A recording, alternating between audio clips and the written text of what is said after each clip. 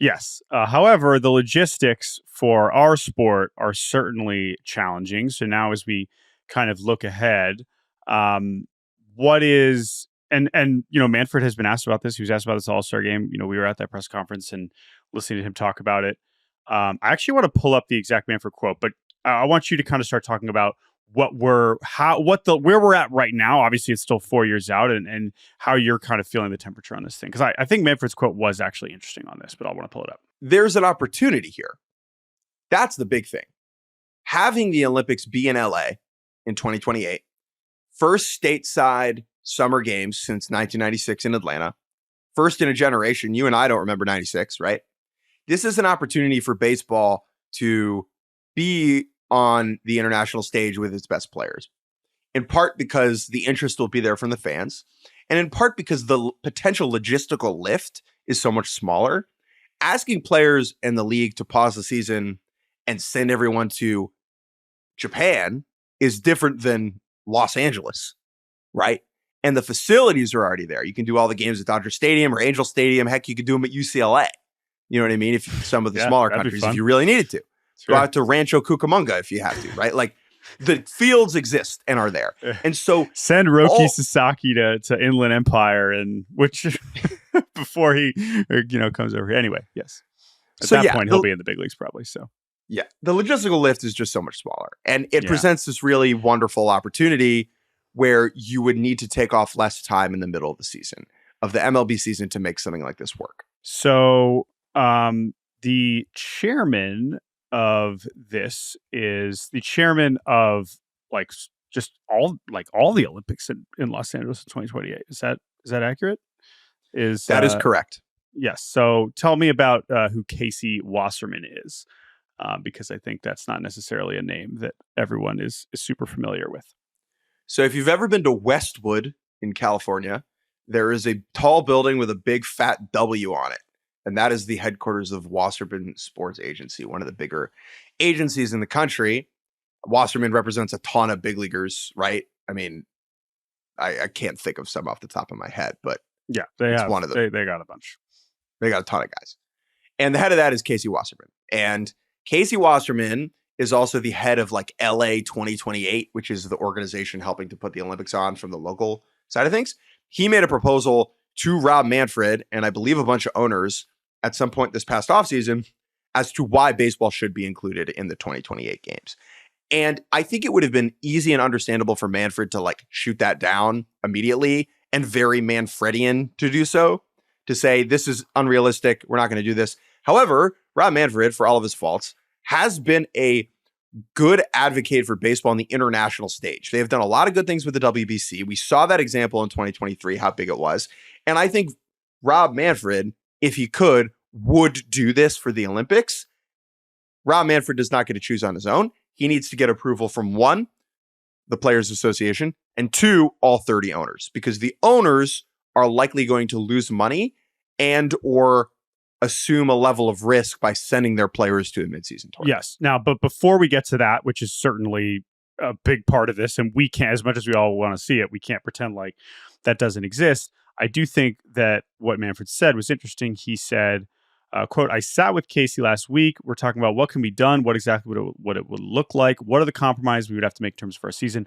I remain open-minded on that topic." And then he continues, is kind of the point that you were getting at earlier. Manfred said, quote, "I do think that maybe the thing that I found most persuasive that Casey is saying is forget about what's going on to happen with baseball in the Olympics long-term, because I think we all know when you're in Paris, they're probably not going to build a baseball stadium. When you're in LA, you focus on LA. It is an opportunity we need to think about," right? So this is he's here. This is a chance to make something happen in this very unique time and space. And it is an opportunity that we need to think about. And I do think that he will be very clear. Now, Tony Clark also spoke that same day. He also said, yes, feedback we've got from some players is there's interest in participating if given an opportunity. But he also knows that this will be, like everything between the league and the players, a negotiation. And that is something that maybe unfortunately is not the right word, but that's going to be part of this no matter how much we all want to see it. We all have to recognize that this is going to be a very complicated thing to execute. And so now we can kind of get into what that would possibly mean. Let me just, one more thing here. So the Olympics are going to be in Brisbane in 2032. And then the finalists for 2036 Summer Games are Indonesia, or not, sorry, not the finalists, but the confirmed bids, I believe are Indonesia, India, Chile, and Istanbul, Turkey, right? Not exactly ball crazy countries.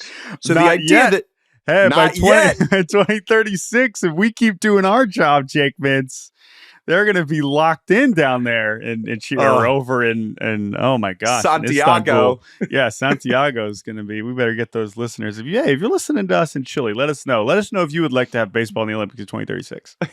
Yeah, all 0 of our Chilean listeners. Come on. Hey, we hear from people in interesting places. Give ourselves a chance here.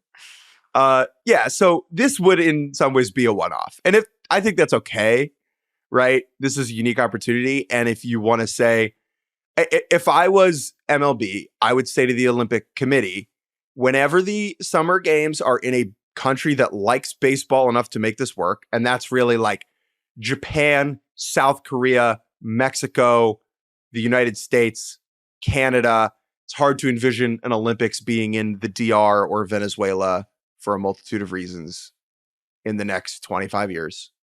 Then in those situations, baseball should be around and we should have big leaguers participating, right? Right. Now let's talk about what some of the impediments are, if that's okay. Sure. The big one is injuries. The big one is injuries, right? Edwin Diaz's leg exploding in Miami during the WBC, because we had Ohtani Trout at the end of it, did not overshadow the entire competition, but boy, did it threaten to. I mean, that was one of the enduring memories of that tournament, for better or worse. Every Mets fan in the world hates every international baseball game now. I'm obviously kidding. But it is a reminder that there's real risk, right? Yes, Edwin Diaz could have done the same thing, like walking down a flight of stairs. I get it. But when you are sending players to participate, Drew Smiley blew out during the WBC one year. There's real risk here, right? And though the likelihood of injury, in my opinion, would be lower in a mid-season July tournament than it is in March when guys are still ramping their bodies up. Right. I think the potential impact of any injury is much larger, right? So if Bobby Witt Jr. tweaks a hammy playing against Belarus, I mean, that's not going to happen, in LA and misses all of August for a competing Royals team, that's a much bigger deal than if he misses all of April, right? Yeah. That's obvious. That being said, I do think pitchers would be more likely to participate in this because they are already built up versus spring training. Sure. But again, and it's not that what you're saying is irrelevant. And by the way, Belarus baseball, you hear Jake doubting that you're going to qualify for the 2028 Olympics? Jordan, just give yourself a chance. Yeah. That's a particularly bad example for me because I believe Belarus is on the not allowed to have a flag list with Russia. I think they're like the vague, generic creative player. Another impediment to not qualify. That's fine. I'm just saying, don't crush those dreams. Okay. Anyway, to your point, what you're saying about like, oh, well, the risk is higher and the impact is greater, risk is lower, whatever. That's all true. Ultimately, it's really as simple about just the optics and the very simple fact of the owners of these teams and the front offices we're paying these players to play for us, and to suddenly them having them do any sort of strenuous activity not for us, that is a risk in and of itself, or at least something that will be challenging. Now, obviously, there's going to be part of that anybody is going to have to get over for any of this. And I could be wrong about this, but this is something, because it's so normalized in basketball, as we turn it back to that, I don't hear anybody talking. I don't hear NBA front office people talking about how terrified they are for these things. And there have been injuries in Olympic basketball that have impacted the NBA season at some level, but it's not a talking point because it's so normalized. However, as we are trying to introduce something differently, especially if it involves stopping the major league season, it is. I just think it is that simple. It is that the owners say, well, we're not paying them to, I'm not paying Max Kepler to play for Germany.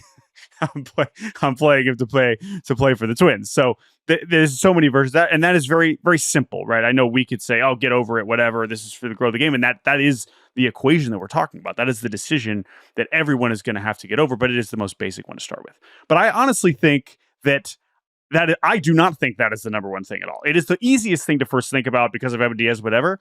I do not think that is the number one reason why this is going to be a challenge. One of the biggest reasons that the NHL stopped participating, I believe, is that the IOC, like the International Olympic Committee and the International Hockey Federation, stopped agreeing to like pay for things like transport and the insurance for the players. And I believe that is going to change moving forward, where the IOC and the International Hockey Federation are now willing to cover some of those costs. So in a world where there's some sort of, conglomerate that is willing to take on that financial risk of paying for the insurance for, let's think of an example, Jake, pull it out of your butt. Sam Algadari's, UCL for Team Italy. I was about to make a bad joke about that. Thank you. I was going to say, that dynamic would be different. All the free healthcare at the Olympics. I was just swing on by, give me a free, internal brace. Sent Keith Meister to the Olympic Village to do TJs. Great article from our friend Steph Apstein about that over at Sports Illustrated. I recommend reading. But yeah, the insurance question is important. And then another big question here is the non-participants, right? So Bryce Harper and Shohei Ohtani have said on the record, I would love to play. That's great. That's who doesn't care that Bryce Harper wants to play? Like 95% of the Kelenic team that's not making the team. Yeah. Bingo. And Adam Duvall and, more Braves outfilders. Come on. Joey Ortiz, right? Doesn't care. Although he might be on the team. He's pretty freaking good, baby. Bryce Terang. Like your everyday run-of-the-mill, upper middle class big leaguer who doesn't get to be in the Olympic team. They're like, okay, what does this do for me? Like, I'm happy that you, Bryce Harper, and Jose Ramirez are going to get to go over there and carry a flag and wave and whatever. Right. But like that doesn't change my life.